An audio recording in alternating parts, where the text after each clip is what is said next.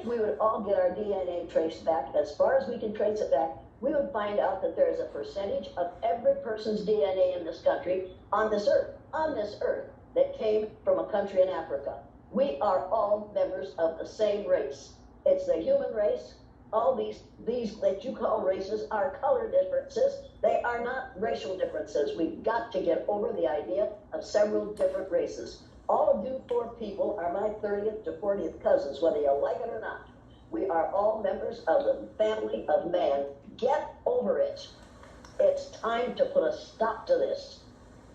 Jane Elliott, thank you so much for sharing your story. It was extremely powerful. I agree with you. There's just one race, and that is the human race. Thanks for joining us on The Arena. You're most welcome. Thank you for having me. Wow, she was powerful. Zeke, your thoughts? You were clapping. I'm clapping because she's an educator, and speaking from a historical standpoint.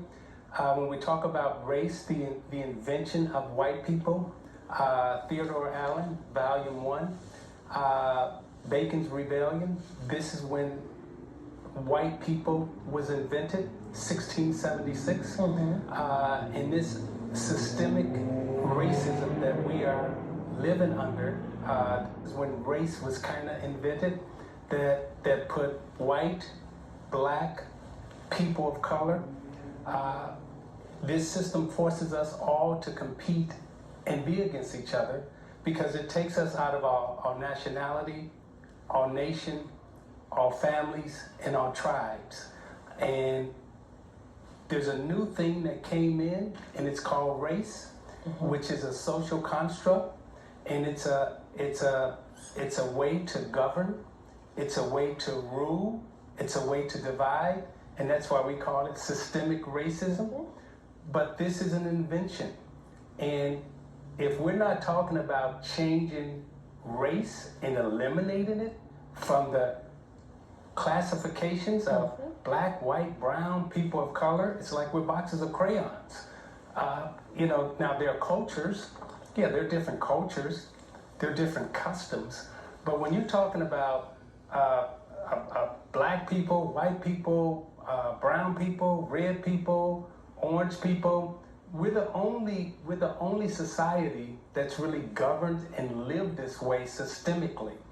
And kudos to Jane Elliott, for just bringing it to light as an educator. And here's the big question: why don't we educate and teach the truth in our society and to our kids from education standpoint? They sanitize our history. That's the whole point. What were you going to say? Yeah, the 1619 Project, the New York Times, they want to start telling the history before the history, per se. And she talked about how the people performed when they weren't treated a certain way. So I think about all the stunted growth of all the youth, that have been put in those boxes, and now all of a sudden they were stellar academically, and now they can't excel, and everyone's wondering, well, what's wrong with this little boy? Nothing's wrong. Maybe it's how you're approaching the little boy. And she did the perfect experiment. She knew the students beforehand. Yeah. She did an experiment, and she saw how they reacted just afterwards. The thought of thinking you're inferior produces that. She knew what they were performing beforehand, and just the thought that they are inferior, it changed their whole behavior. So I think about all the brown kids, how their growth was stunted. Yeah, one of the things we set out to do this summer with the coaches is really be educated on what we can do to assist our players. And the person that really was absolutely phenomenal for us as coaches was Brian Stevenson of the Equal Justice